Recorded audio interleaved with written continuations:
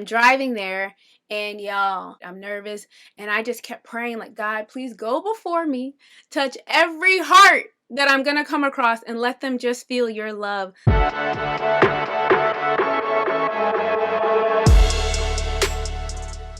Hey guys, and welcome to another episode of Hey Wesley. I'm Wesley, your girl counselor, mindset coach, and a woman of God, here to bring you another episode full of encouragement.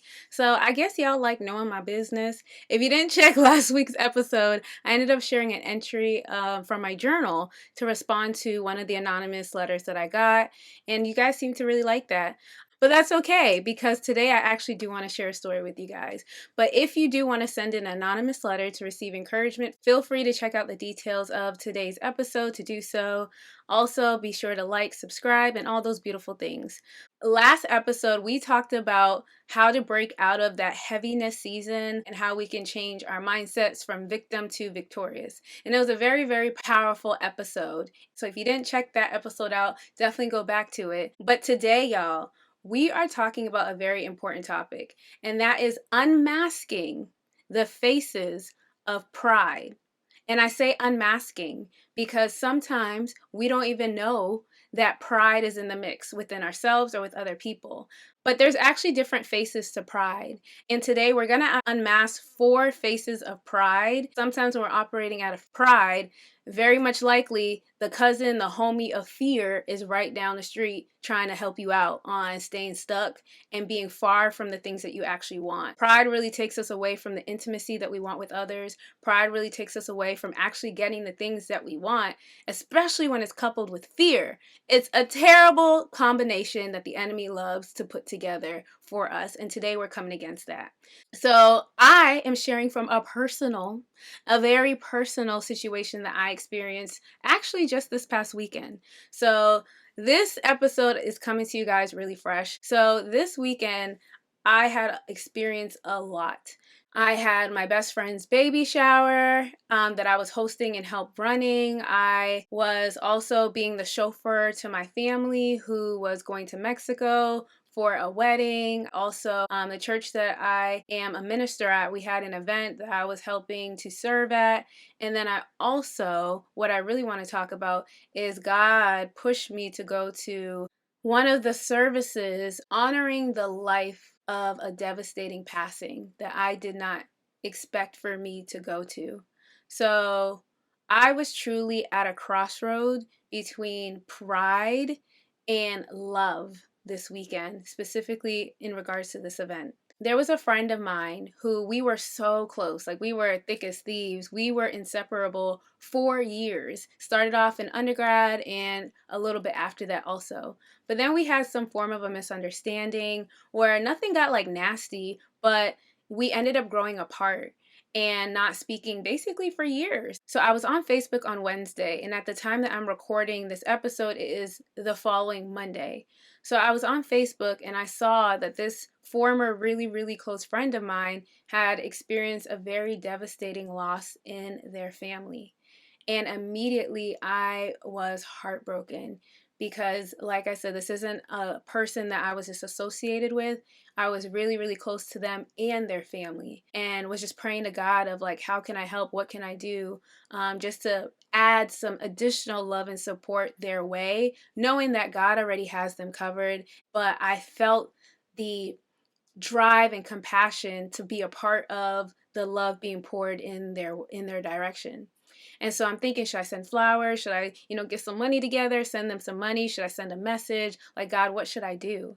And God put it on my heart to actually go to one of the services celebrating the life that was passed. And immediately I was like, oh God, we haven't talked in years. It was kind of like a fallout. That's going to be really awkward. That could be distracting. Maybe that might even be disrespectful. Nah, we ain't going to do that, Lord. And I kind of pushed the thought aside, thinking I'll come back and figure out what it is that I was going to do to love on this family.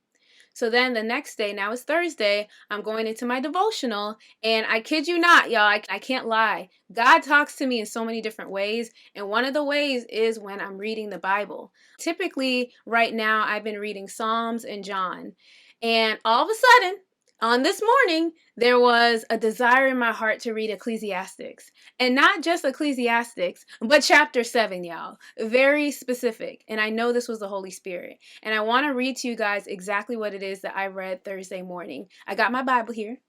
For those who are watching on YouTube, you see my proof. So, Ecclesiastics chapter 7, verse 2. It says, "It is better to go to a house of mourning than to go to a house of feasting." Now I'm going to jump to verse 3. "Grief is better than laughter, for when a face is sad, a heart may be glad. The heart of the wise is in a house of mourning." Y'all, I was preparing to host a baby shower, and God was calling me within the same weekend to go to the service celebrating the life lost. And when I read this, immediately I actually said out loud, like, wow. I had to. Like, I was just like, all right, Lord, you better make it real clear to me what it is that you want to do, because wow. I just kept saying, wow. Okay, Lord, I'm going to go. I'm going to go. I'm going to go. So now Friday comes, so it's the next day, and this is the day that I am to meet with the baby shower committee and end up decorating the venue. So Pride was so loud in my head all Friday, y'all. Like, they won't even know if you don't go. You do have a lot going on. It still might be awkward. What if they feel like it's disrespectful? And I was just thinking of all of these different positions of pride, honestly, of just thinking about myself and trying to fight the love that God was wanting me to pour. But I knew I had to go because, as y'all heard, that Bible verse was very, very clear. There was no questioning what it was that God was telling me to do.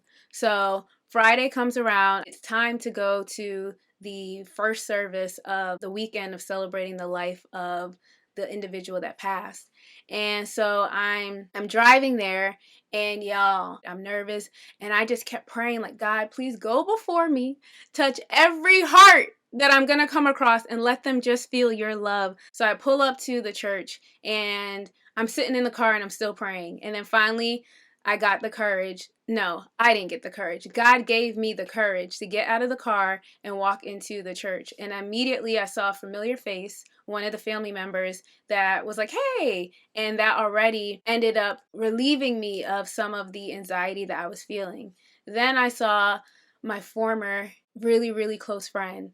And at that moment, every ounce of anxiety, every fear, everything left me, where all it was true love and compassion that I could just pour out to my friend, her family. And it just felt so liberating to be able to actually genuinely put a family before myself, before my uncomfortability, and actually just love on them. So then the friend and I ended up almost going right back to how we were back when we were thick as thieves, cracking jokes and just being goofy, even though the atmosphere didn't match. Y'all know, when you have those friends that no matter where you're at, you can laugh, you can crack a joke, you can just, flow. So we ended up going outside, and it's raining, and we're outside of the church, and we're just catching up. And then there's a moment where she looks at me and she said, it was actually on my heart recently to tell you that at the time that we had our fallout, I was going through a lot. And she said, and I really just want to apologize for anything that I would have done to hurt you during that time. And I was able to let her know, like, girl, there's no offense in my heart towards you. Like, it's just love. And I too apologize because I know that I'm imperfect. Like, God has really been working on me and showing me a lot of things of my issues as well. So it's just love. And we just sat there and we talked about life. And in that moment, that's when I realized that the mission was bigger than what I even thought. Y'all, you don't know what God is doing in the hearts of other people. You don't know what it is that He's already orchestrating, that all He needs is your obedience and your yes to be able to help you reconcile, or be able to help you love, or just be able to draw you back to what it is that you low-key actually really want. I wouldn't want to have anything negative towards me and this friend, because I love this friend. We had years of being so close, but pride and fear kept us apart for so many years of having certain conversations. And now me and this friend have a FaceTime date that we've scheduled, and we're just going to see where God takes us. But I share this story because I know how it feels to have to try and push through pride and fear and anxiety to be able to humble myself, to be obedient to God. And y'all, it's not easy. It's definitely not easy. My armpits were definitely sweating. Good thing I had a jean jacket on. It was nice and thick so nobody could see that my armpits were sweating. But I am so thankful that God gave me that assignment, because not only was I able to actually serve other people by providing them love and support, but I also was then blessed back with healing and reconciliation. Like, ain't God good?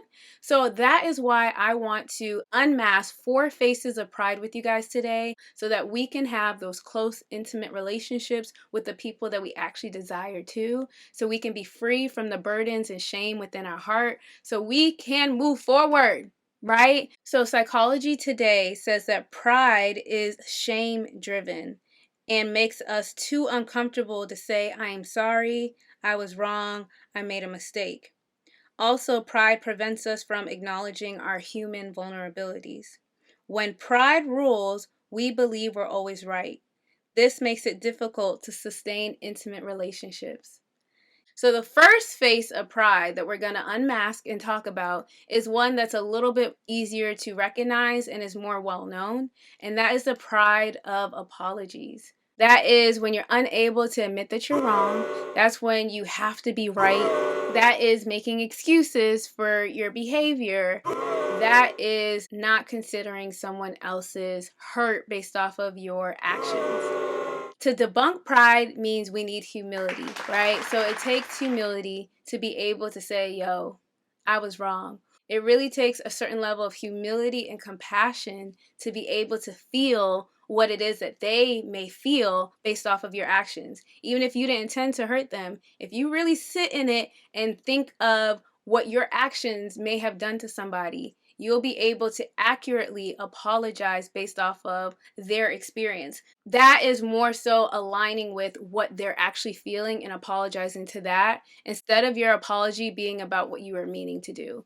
Because y'all know that don't even feel like an apology, where I didn't mean to do that, I'm sorry. It's like, no, I caused you to feel this way, I'm sorry for that. Like, I'm so sorry for disappointing you, I'm so sorry for hurting your feelings, I'm so sorry for embarrassing you, I'm so sorry. Like, apologize for what it is that they're experiencing. So there's a pride of apology. And to overcome that is recognizing how your actions would have made them feel, even if that wasn't your intention, and apologizing for that. That is how you can humble yourself. Even if your intentions were good, it may not always come off the way that you're trying to deliver it. Now, the second face of pride that we're unmasking is the pride of decision making. And this is when you make decisions not considering other people. Even if it's for your spouse, if you make a decision for the whole household and you don't even consider them or ask their opinion on it, there's pride in that. There's pride in that without knowing it, right? So this isn't to bash you. This is once again to unmask the hidden pride within your heart, if that's something that you're doing. Because what it is you feel like your decision has to be right. You're feeling like their input isn't needed. And that is rooted in pride. So today we want to unmask the pride of decision making. If you're needing to make a decision that includes other people, actually asking them, what do you think about this? What is it that you want to do? Instead of just making the decision. When making decisions, it takes humility to recognize that your thoughts and your decision aren't superior to others, or that you may not have it all right, or the beautiful importance of another creative mind. You might see something one way. What if they give you a suggestion that's even better? So let's unmask the pride of decision making and humbly ask people what it is that they desire, what it is that they're thinking, and what it is that they want. And once again, now we're building that intimacy again with whoever it is that we're decision making with. So that's the second face of pride that we're unmasking. The third face of pride that we're unmasking today is the pride of expectation. The pride of expectation, y'all. This one, your girl, I'm pointing at myself, y'all, who are listening. This was Wesley. This was Wesley. This was Wesley. This was Wesley. This was something I struggled with so bad, and I didn't know it was rooted in pride. I'm going to tell you what it was that I used to think. So, for those who know me personally, know that I am a very giving and loving person. But there was a point where I was more so people pleasing than moving out of compassion. I didn't know I had a choice back then, so I was just doing all this stuff for people, and then I would be offended when they didn't do it right back to me, because I had pride thinking, I'm such a great friend. I wouldn't do what it is that they just did to me. I would never do that. It was almost as if I put myself on a pedestal and would judge what people didn't do for me. And that was rooted in pride. That's rooted in pride. If you compare what it is that you do for others and you get upset that they don't do that for you, that is rooted in pride.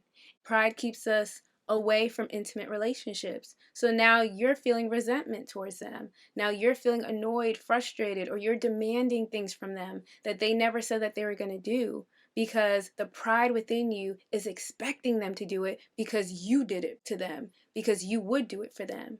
And first of all, yes, that's rooted in pride. And second of all, that ain't love, y'all. When we expect something from someone without considering who they really are, that means you're just expecting it based off of you.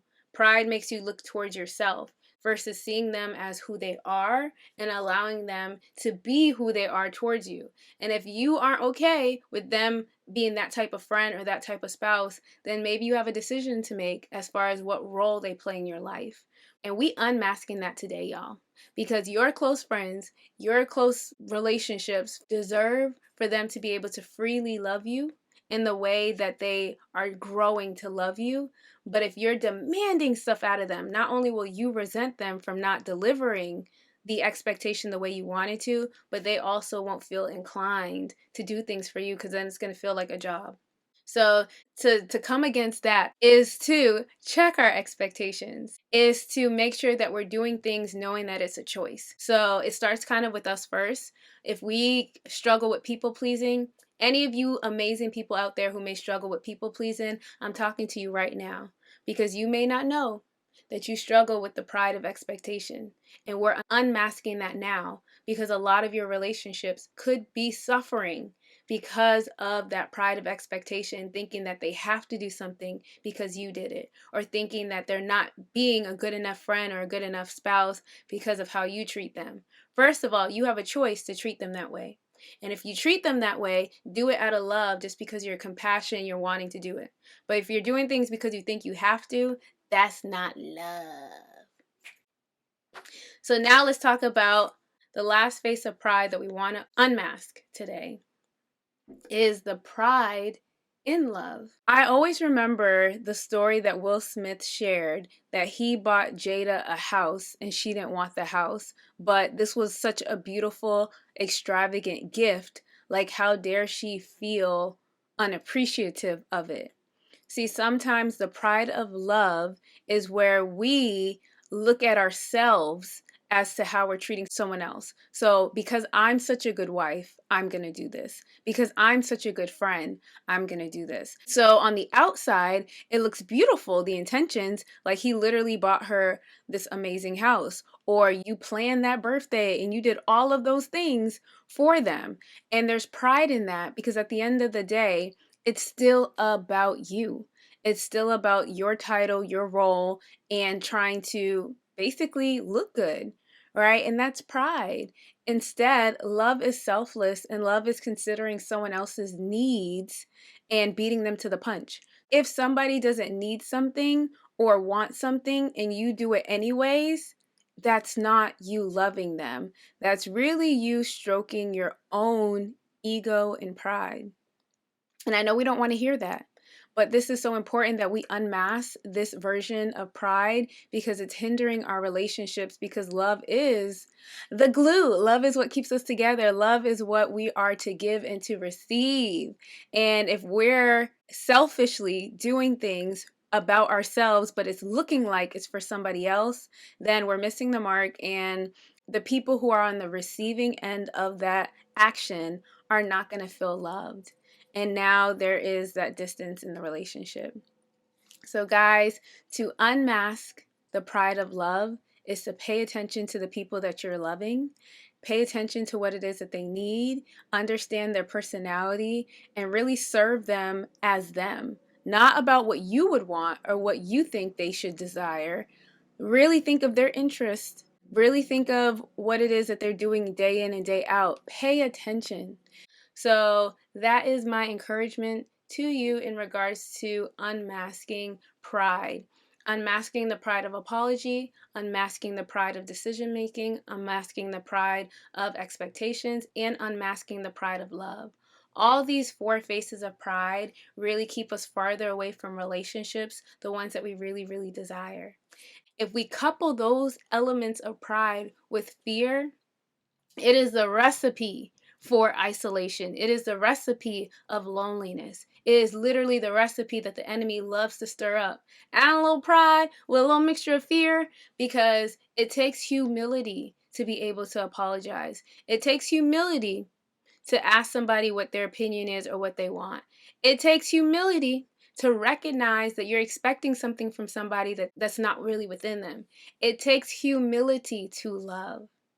And what I found this weekend, when I was sweating, when my heart was racing, when I sat in my car for extra 5 minutes before going out to see my friend and their family, was that fear can only be combated with compassion and boldness.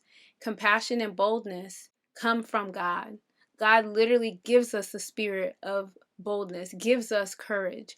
And I can honestly say that it was God who gave me the courage and boldness to show up for my friend and her family this weekend. That was not Wesley. Wesley is a bit shy. Wesley struggled with confrontation. But God is changing my heart with that.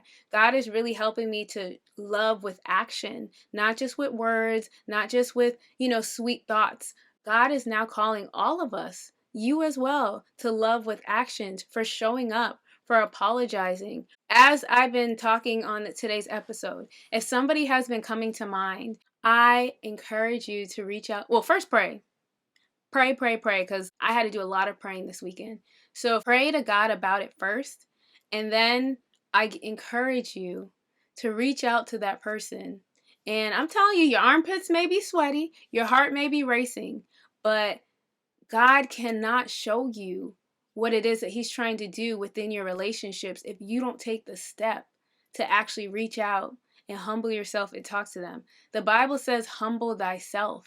We got to humble ourselves. He's not going to do that for us. What He can do and what He will do is work on our hearts. So He may work on the person's heart that you need to reach out to. But if you don't humble yourself to actually call them, then you'll never see what God was trying to do within your relationship.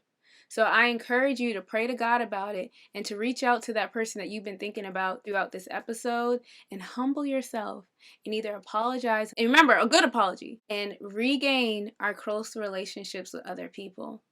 Let's break out of the fear. Pray to ask God to give us the courage and boldness to have these uncomfortable conversations with people that really bridge the gap of the distance that we've created through the pride that we've been holding on, through the fear that we've been holding on. Because I promise you guys, if you can humble yourself and have those difficult conversations, then you will be able to sustain healthy relationships with people. Because guess what? Anytime a relationship is broken, it's usually broken based off of some form of trust.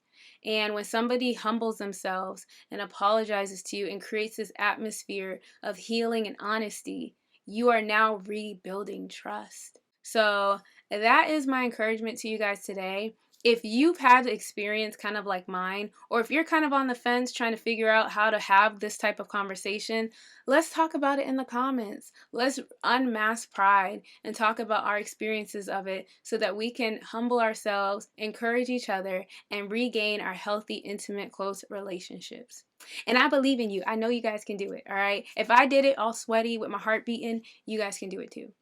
So that is today's episode. I will see you guys in the comments. If you finished today's episode and you're on YouTube, go ahead and send a cartwheel emoji. That's my favorite emoji. I just want to see who's making it to the end of these episodes.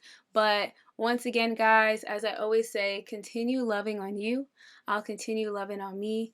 And let's be free. See you guys next weekend. See you guys next week.